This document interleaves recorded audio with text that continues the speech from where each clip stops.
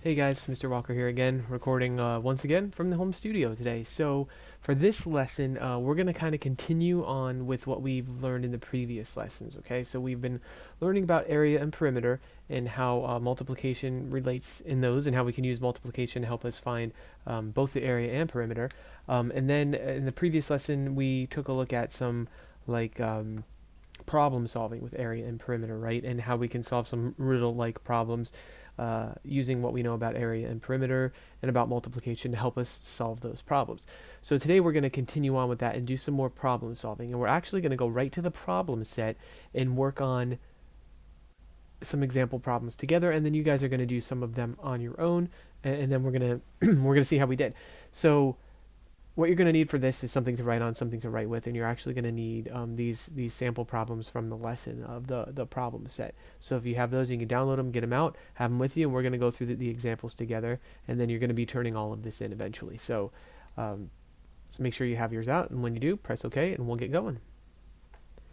All right, awesome. So let's look at this first question that we have here. It says a rectangular projection screen in the school auditorium is 5 times as long and 5 times as wide as the rectangular screen in the library. For those of you that don't know what a rectangular projection screen is or can't picture it, it's just like those pull-down screens that they sometimes have in a classroom or an auditorium or even like a movie theater screen, right? You can kind of pull it down there.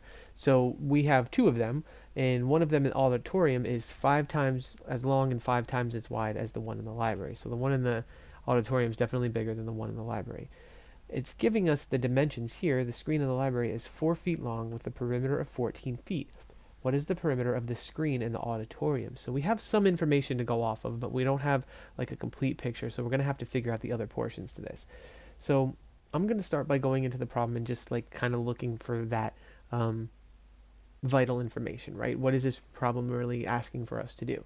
So we know the projection screen in the school auditorium is 5 times as long and 5 times as wide. That's probably going to be important somewhere, right? We also know that the screen in the library is 4 feet long with a perimeter, we know that word, of 14 feet. So what is the perimeter of the screen in the auditorium? So right here, that's the actual question it's asking us. What's the perimeter of the screen in the auditorium? But in order for us to find that, we're going to have to do some work in the front to figure out what's going on. So I want you guys to stop and think for a minute. And after I always, myself personally, when I go through and I read a problem, I usually read it twice, right? The first time just to read it to kind of see what they're thinking, and then the next time I go through and I highlight that important information. The next thing I usually do is I try to think of, okay, what's something I could either write, what's something I could draw, what's something I could just get some ideas out to start me thinking about this process and what I'm going to do. So I encourage you guys to start by drawing a picture, sketching something out, drawing out as much information as you have, even if you're not solving the problem. Just how can you lay out what you're actually seeing, kind of like visualize what this question is giving you. So go ahead and start with that, and when you have something sketched out, click continue and we'll keep going. All right, so when I look at this problem and I want to start sketching something out, the first sentence I see talks about the projection screen in the school auditorium, and just that it's 5 times as long and 5 times as wide as the one in the library. I don't have any dimensions to go off of yet, so I'm going to leave that one alone for now and actually come down to the second sentence where it says the screen in the library is 4 feet long with a perimeter of 14 feet. So that's something I could actually like visualize and draw out. So I'm going to start by drawing a rectangle with a length of 4 feet. So I'm just going to label this as 4 feet. All right, so I know it's 4 feet long and it has a perimeter of 14 feet. So I don't know what the total size is going to be yet, but I'm going to just kind of sketch out a rectangle here. A rough rectangle anyway. Pardon my unstraightness, but that's okay. So we have 4 feet, and I know that the perimeter is equal to 14 feet. And that's about all the information I have right now. So, knowing what I know about perimeter and going off of the information that I have, I could say that this side over here, that's going to be 4 feet as well. And I know that these two sides, we'll just label them as x for now. When I add up all of those, I'm going to get a total of 14 feet. Okay? So let's think about that for a second. If I have 4 plus 4 plus x plus x, right? Because I don't know what those sides are yet. It's going to give me a total of 14. Well, I know that 4 plus 4 is 8 plus x will give me 14. So 8 plus what will get me to 14. And remember that these two x's, they have to be the same number, right? So 8 plus what will give me to 14. Let's think about that. This distance that I have left from 8 to 14 is 6. So what two numbers, when added together, can give me 6? Well, that'd be 3, right? 3 plus 3 equals 6. All right, cool. So just to check that, if I replaced these x's with 3's, would they still add up to get 14? So let's see. 4 plus 4 would give me 8, plus 3 would give me 11, plus 3 more would give me 14. Awesome, so that checks out. All right, awesome. So there's some different strategies I could have used to figure out the missing lengths to this, but I liked that one that I used there. So I'm going to label this now, finish labeling this as 3 feet and 3 feet. I'm going to go ahead and get rid of my x's. So we're good to go now. So this is going to be the library screen. Perfect. All right. So that's good, but that doesn't really answer our question as to what the perimeter of the screen of the auditorium is. So now I have to go back into the question and look and see what else I need to solve. So this says the rectangular projection screen in the school auditorium is 5 times as long and 5 times as wide as the regular screen in the library. So it's big, right? It's much bigger than that. So if I start to sketch out the auditorium one now, I know it's going to be 5 times as long and 5 times as wide. Well, my library screen is 4 feet wide and 3 feet long, or the opposite way, however you want to label it is fine. We're still going to get to the same answer. So I'm going to say it's 4 and 3, right? And I know it's 5 times as long. So if it's 4 feet long, I have to do that 5 times. So there's 1, 2, 3, 4, 5. So now I have 5 of those, and they're each going to be 4 feet in length. So I know that the screen in the auditorium is 5 times as long. So if my library is 4, doing it 5 times will give me what the length of the auditorium one is. Same thing for my width. It's 5 times as wide as the one in the library. So I'm going to do that 3 once, twice, 3 times, 4 times, 5 times.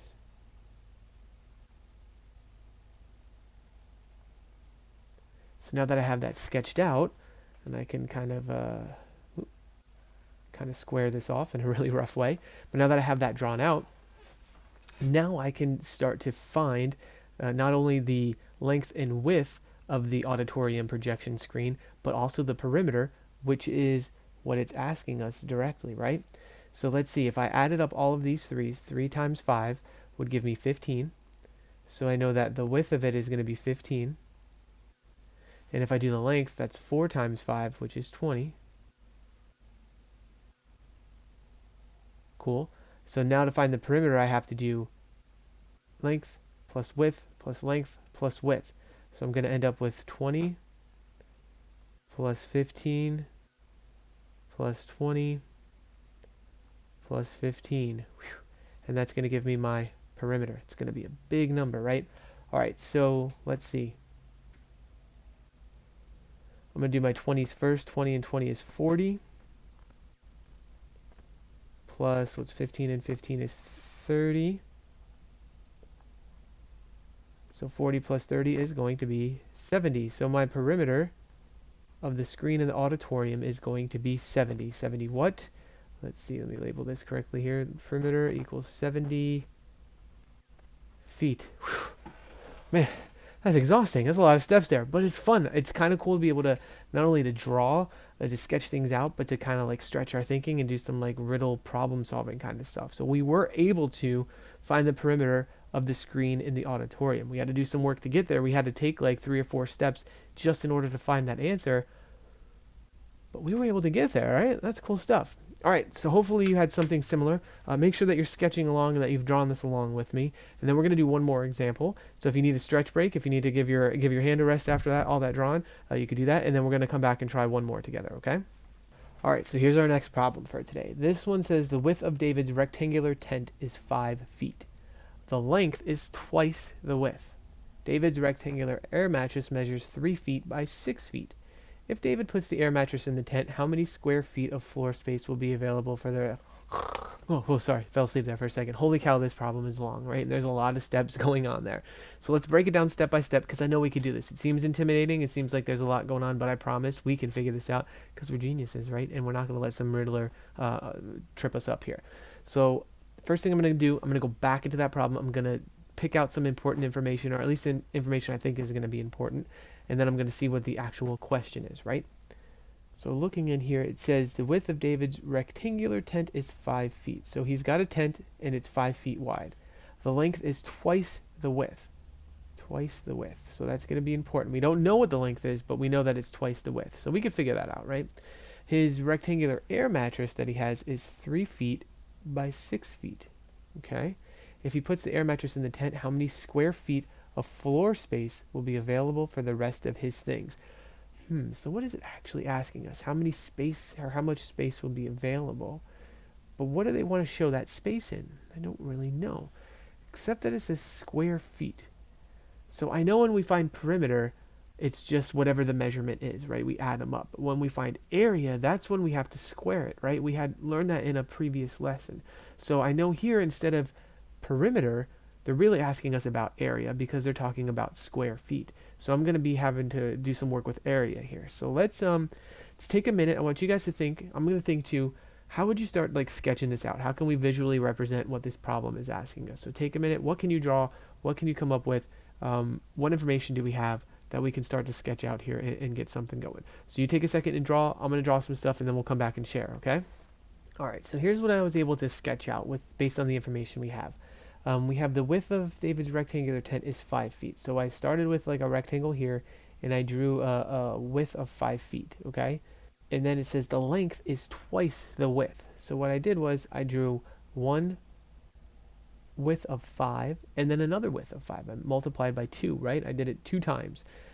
So I know that 5 times 2 is going to give me 10. So I know that the length of this is going to be 10. So my width is 5, my length is 10, right? So I was able to get that as far as the size of the tent goes, right? The bottom of the tent. It also gave us that he has an air mattress that's 3 feet by 6 feet. So I drew out the air mattress here. It's 3 feet by 6 feet. And then if he puts the air mattress in the tent, how many square feet of floor space will be available for the rest of his things? So what I really need to do is I need to find the area of the tent, and I need to put the air mattress in there or subtract the air mattress out of the area of the tent, and that will give me how much is left over, right? All right, and what the question is asking us, so I have my tent and my air mattress drawn out, which is great, but what the question's actually asking us is if he puts the air mattress in the tent, how much floor space is going to be available? So if I were to basically take this air mattress and put it in here, so let's say it sits like right here, the question is asking us how much space is going to be left over, right? What's going to be left in here for him to like put his bags or his supplies or anything like that in his tent. So what do you think we need to do in order to figure out how much space is going to be left over? All right, awesome. I heard some good thinking out there, but here's what I'm thinking. And let me know if this matches what you're thinking. I'm thinking we're going to have to find the area of the air mattress and how much space it takes up, right? The inside of it. And we're going to have to subtract that from the total area of the tent. So if we find what the tent is and we know what the air mattress is, we subtract the air mattress out, and whatever's left over out here, that's going to be what's left over, how much space is available. Okay, so that's what we're going to do. That's how we're going to work through this. So let's get this party started then. To find the area, we know that the area is equal to the length times the width. And we know the length of this air mattress is 6 feet and the width is 3, or vice versa. It doesn't really matter which way you list those. And then 6 times 3 is going to give us 18. So we know that the area of the air mattress is 18 feet squared, or 18 squared feet. Okay, so that's going to be the area. So we're going to need to subtract that from whatever the total area of the tent is, okay, whatever this whole big area is. So let's see. Again, area, length times width. So what would the area of the tent be? If length times width will give us the area of the tent, what is the area of the tent? Awesome. Well, 5 times 10 is going to give me 50. So it's going to be 50 square feet. Perfect. So I have 50 square feet in total, but I'm going to have to take away 18 of it for the air mattress. So if I have 50 square feet minus 18 square feet,